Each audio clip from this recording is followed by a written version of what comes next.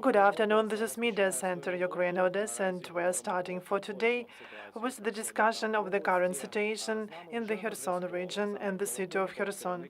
Our speaker is Oleksandr Tolokonnikov, head of the press office of the Kherson Regional Military Administration. Good afternoon, and thank you for joining us. Good afternoon. Glory to Ukraine, glory to heroes. Let's start with the shelling of Kherson and the region. As far as I know, Russians started using the controlled aerial bombs against Kherson. Unfortunately, this is the truth. They used to launch them before, but the number was much less. Over the last 24 hours, they used around 16 such bombs hitting Antoniivka and wounding 7 people and killing 1 person.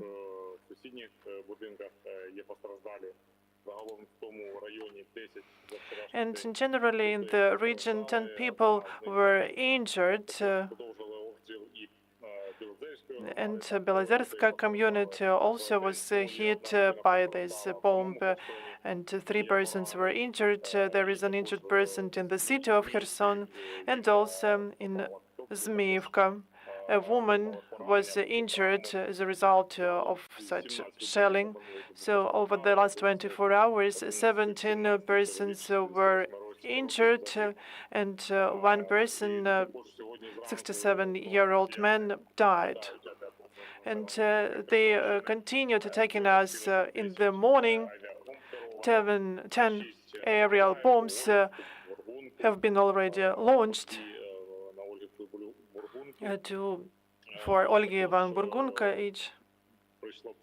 And also, we have received the message and information that perhaps a missile was also launched and as soon as we get details, we will publish them accordingly. When it also comes about shelling, over the last 24 hours, Russians attacked the Kherson region 100 times. More than 600 ammunition were used, including these aerial bombs and mortars. So we can see that the frequency of their attack has increased in 4 and even in 5 times, in particular when it comes to aerial controlled bombs. Could you tell us why these bombs are dangerous? Do people have enough time to get to bomb shelters?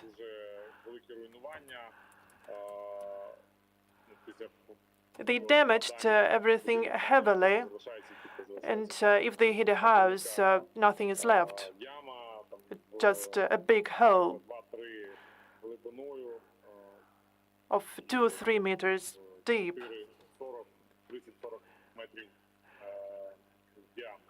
And 34 meters in diameter. And of course, the nearby houses are damaged, the windows are broken in the vicinity of 1 kilometer. And of course, if people are in an epicenter, it is impossible to survive, and if they are in the field, they are also injured by shatters. And also, if they also use mortars, and they are also very dangerous. But they lead to more global damages. And they are not precise enough. That's why quite often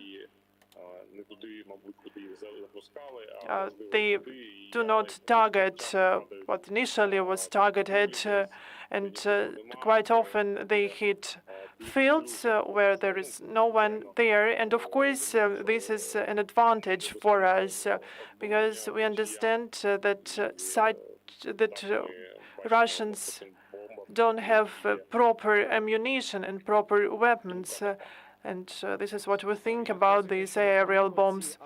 As far as I understand, these aerial bombs are launched to hit civilian infrastructure facilities.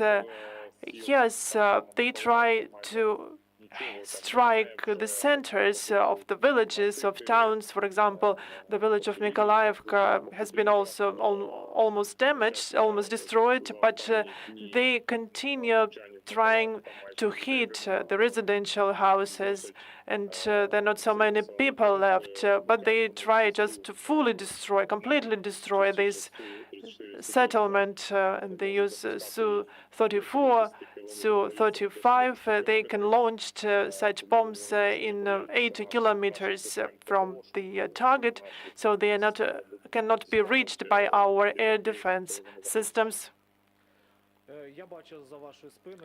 And behind your back, I can see that people continue living their lives in Kherson. We can see people, we can see cars, and despite such terrible situation with constant shelling, what is the situation with jobs and work in the city?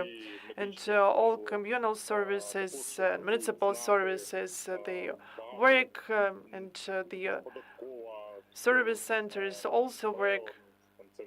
The taxation service also provides its services, the services for car drivers.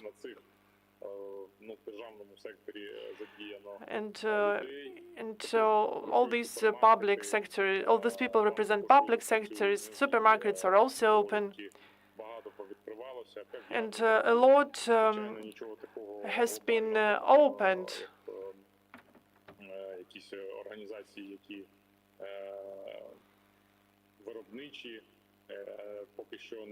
As for the production facilities, they are still closed.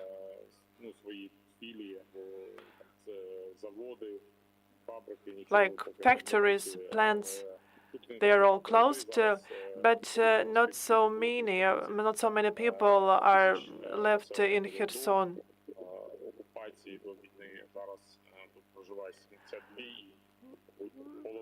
And like half of the population who are still in Kherson are elderly people. And actually not so many people can work, actually.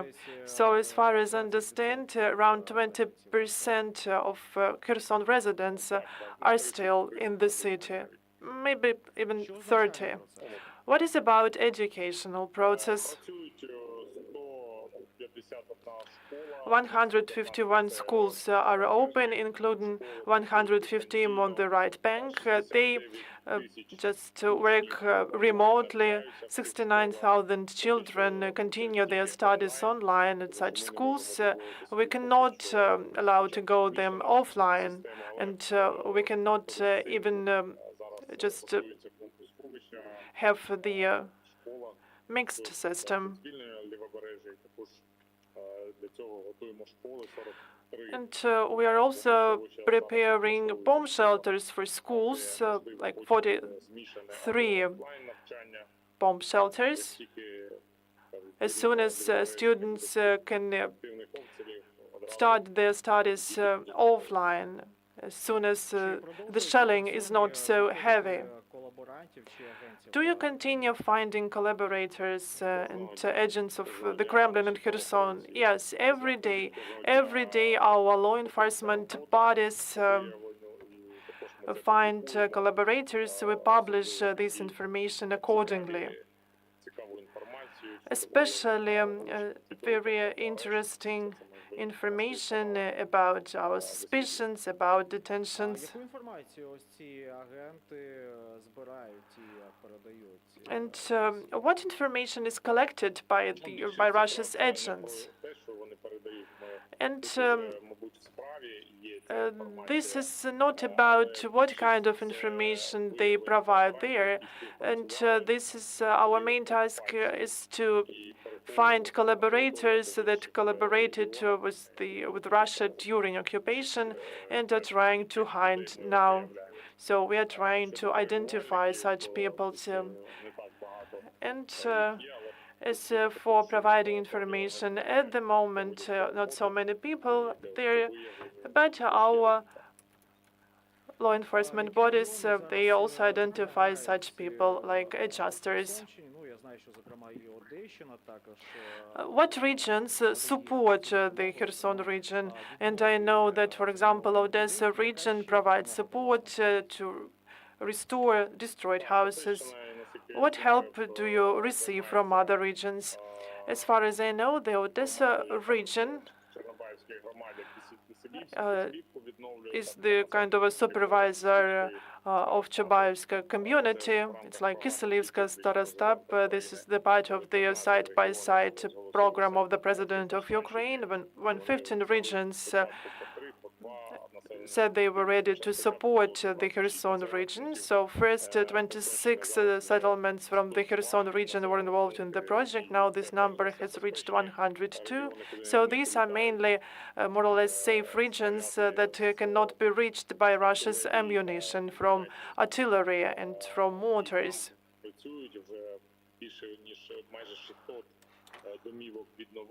Almost 6 houses have been restored, reconstructed in those settlements. 450 are on their way.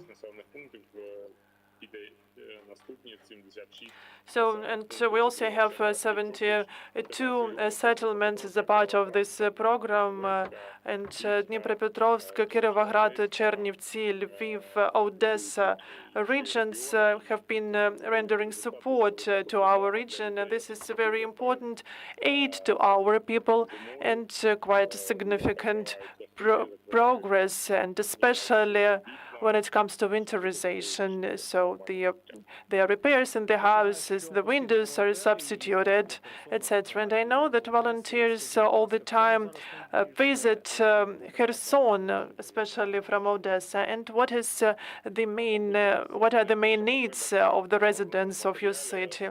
The main need is heating material like firewood, pellets, and the head of our military administration just referred to different organizations to get such support, at least for 30 settlements along the Dnipro River, who are still without gas and power supply. The water is supplied only in fixed hours with the help of generators. And they cannot use electricity for heating as well as gas. That's why we need to provide fuel material for such settlements, like pot-belly stoves, and we also need to buy firewood, some other types of fuel. And if someone can support us with this, that would be great.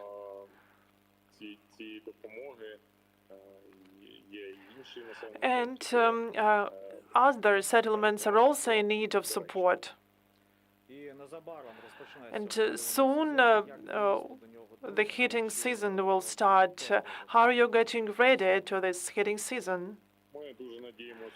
We hope that we will be able to ensure everything. 85% of readiness is at the moment on the eve of the heating season, and we hope that we can reach 100%. But we can plan something, but we should hope that nothing happens, because we are under constant shelling, and everyone understands this, and we understand that Russians will try to interfere with our activities. So we are also organize defense of the critical infrastructure facilities. So we are doing everything possible to deliver services on time and for ensure heating in people's houses. And I also have information that 58,000 tons of grain have been harvested on the occupied territories. Can you share details? Yes, the harvesting campaign and sowing campaign is ongoing. The sowing campaign with the winter crops, 104,000 hectares have been demined, including the land, the agricultural lands. So we are trying to accelerate the process thanks to the central authorities. There has been a congress The Congress took place several years ago, the Congress of local communities, and it was managed by the head of the presidents of Ukraine. A lot of issues have already been solved online, involving the office of the president and the ministries, and one of the issues was related to demining, so the process has been accelerated, and new brigades are on their way. And on units, they are bringing also new equipment. And for our agrarians, it is very important for them to be able to work properly.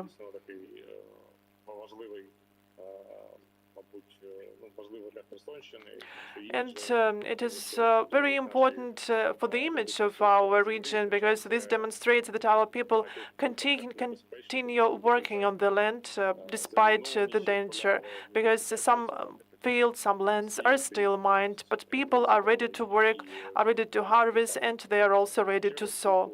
A lot of vegetables have been harvested, including watermelons. Oleksandr, thank you very much for joining us today, and I know that this is very dangerous to stay at one place in Kherson for more than 20 minutes. So thank you very much for joining the Media Center Ukraine Odesa, and I'd like to remind that we've had with us Oleksandr Tolokonnikov, head of the press office of the Kherson Regional Military Administration, and we have discussed with him the current situation in the Kherson region, and we will continue at noon.